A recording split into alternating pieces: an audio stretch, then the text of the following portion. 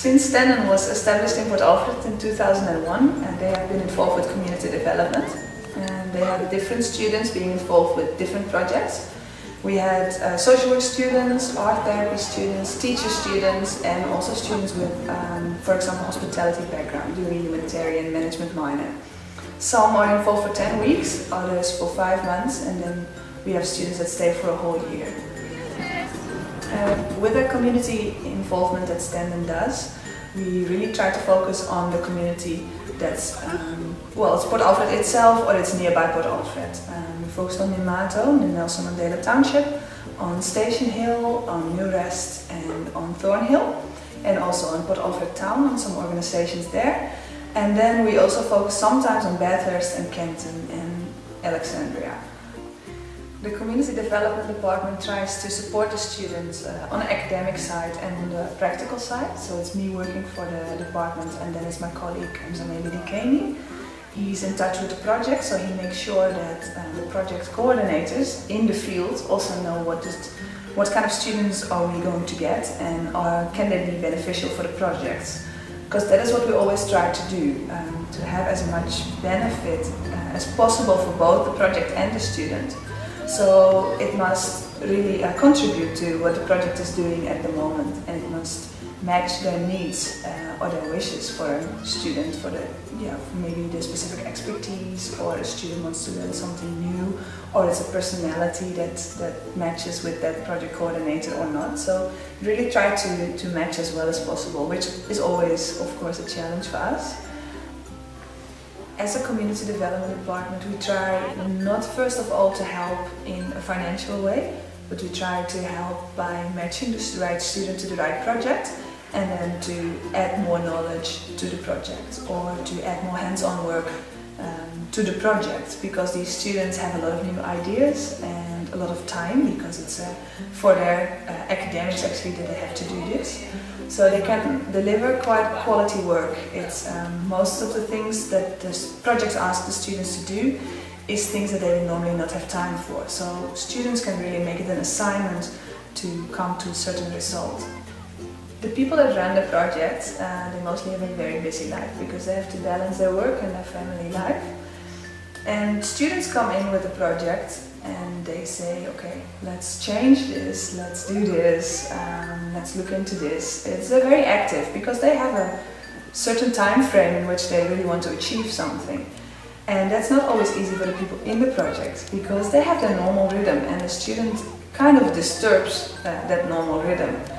So it's very difficult sometimes for the students to slow down and work with them in their own pace, because they also have the idea that they want to achieve something within the time that they are here, and they kind of want a personal good feeling out of being in the project.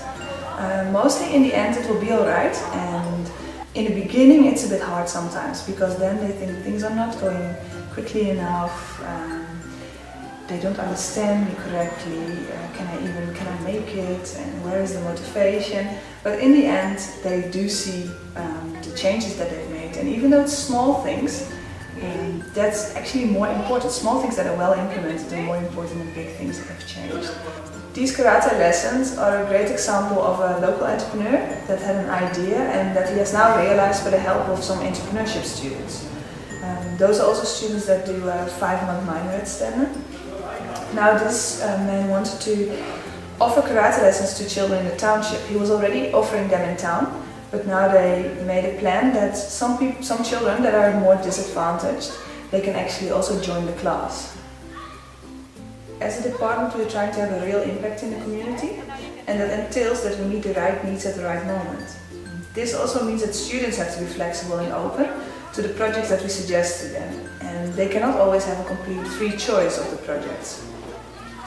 At the moment, for example, we get many requests for computer training, which makes sense because some time ago Stenden has donated computers to a lot of projects, and now they actually realize, okay, we don't know how to work with the computer, so can you please give us that support? So we have a project running at the Entrepreneurship Center where we teach children and adults. And then in Nomzamo, that's a high school, we have a project running that, for example, students can volunteer in.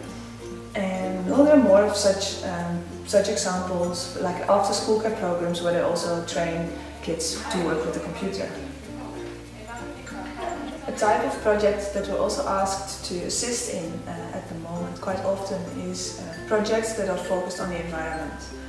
I think if you go to the townships, everyone will see that there's a lot of rubbish in the streets. People litter like basically anywhere, and the rubbish doesn't get picked up that regularly as, like, for example, in Port Alfred town. So it seems like it's not so much of a priority for the people in the community, although it really has a bad impact, a negative impact on health, for example, on how the streets look like. I mean, you must be proud of your community as well, and now there's all this litter in the streets. And we have some students now in Kuyasa. It is a school, and as an extracurricular activity, they give environmental classes. So they teach the children, for example, on their direct environment, but also on wildlife, on South Africa's nature. Yeah, they are starting up a vegetable garden. They've raised funds for that, and at the school they're going to establish that garden, and the kids are going to be educated of how to grow the food. They're going to be educated about what can you actually do with these vegetables, and they are going to help in the garden to keep it going and to grow the vegetables. A good example of a successful vegetable garden is the one at Nkutesweni. Nkutesweni is a school for disabled children, children with mental and physical handicaps. It's a really strong project, and it has a strong team of people working at the project. We have had students involved that study education, art therapy, social work, and at the moment there are some students involved that do the minor humanitarian management. I was here myself when I was a student, and I can actually proudly say that in this project there has been a lot of progress. If I would show you pictures from 10 years ago, it would be a totally different school than it is now. And it's so well organized compared to how it was at that time. So I think that is a project where you can really see the positive impact that Stenden can have and that Stenden students can have. Of course, it's the project themselves that has driven that whole process. But yeah, we're happy to have that kind of cooperation with them and be able to really have an impact in a project like that. House of Happiness is a project for elderly people. They come there during the day to just have social activities, sit and chat with each other or with the coordinator or other volunteers. They also do home visits for those elderly that cannot come to House of Happiness anymore but have to stay at home. So they do give them support with, for example, medication, or if they have questions about their pension and money, they just help them with practical things, cleaning the house or washing the elderly. Students have also been involved with this project in the past, and they have done some activities with the elderly. They actually designed specific activities fit for elderly people. Even though some of the young people don't have a bachelor degree or a diploma certificate, but they, for example, only finished their secondary school, then having a driver license is a big plus when you look for a job, because it's a hard skill that can get you into a lot of jobs. So by helping these students to offer some lessons at the driving simulator for free, makes it much cheaper to later on go for lessons in the real car, but then it's only a couple that they have to take before they can go for their exam. So it makes it much more in reach for them to actually get a driver license. Ingubo is a project that's basically funded by Stenden University. It's for around, let's say, I think at the moment 30 street children that come to Ingubo after school. There's some little ones because the age really differs from around 3 years old until, I think at the moment they're 20 years old, the oldest. These are children that are living in very disadvantaged families, and they don't really have a strong support behind them. So many of the families, they work on the dump, so they collect garbage and they try to sell it and get some money out of that. The children also help them. So in the past we've gone onto the dump site and seen, okay, which of the families have kids here that do not go to school and that actually should be in school.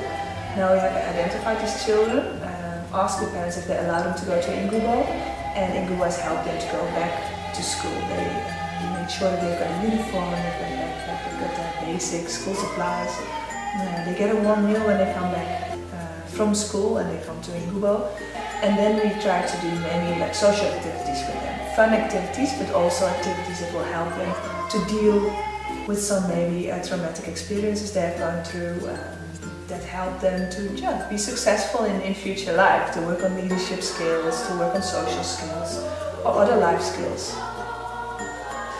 And then next to the students that come here to really do a program, which is part of their academic requirements, we also have many students, and then especially the foreign students, that really want to experience how it is to work in a township. So next to all the projects that we support and that students actually have an assignment in, we have a lot of volunteer projects.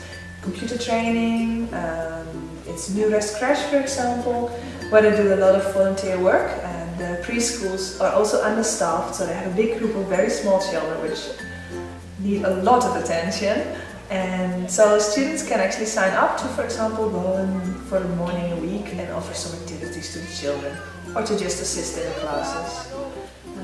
So even for students that come here and really have a couple of hours left, they can spend it in some of the projects and they can do some voluntary work according to what they're good at or what they would like to do.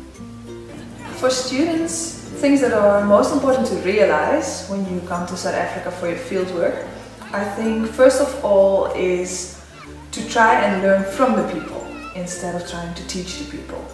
I think that's the first thing. If you're open to a new experience and you're open to people's perspective and to people's opinion, that is important, because sometimes it's really easy for us Western people to come up with our efficient ideas, with our new ideas, new technology. It's not what people are waiting for. They really want to get to know you. That's a very important first lesson. So you must really spend time on getting to know the people in the project. The second important thing is they must realize that they have to be flexible. For us it's very hard to give the students an overview of projects and say, okay, these are your possibilities. And that is because we have other students already involved with some of the projects and then the project is full. We have sometimes specific expertise needed for one of the projects, and then we try to really add to the project. So we really try to to work with them in what they need at that moment. For students coming to South Africa, the most important thing to do is to sit back a bit, try to slow down, be open towards having a new experience, working with people that you do not know and a culture that you do not know. Being curious and just to be open and give it time to really get to know the people. Because if you put in effort to get to know them, they will also get to know you. And from there on you can work on your project, on your ideas, and you can actually get somewhere together with the people in the project.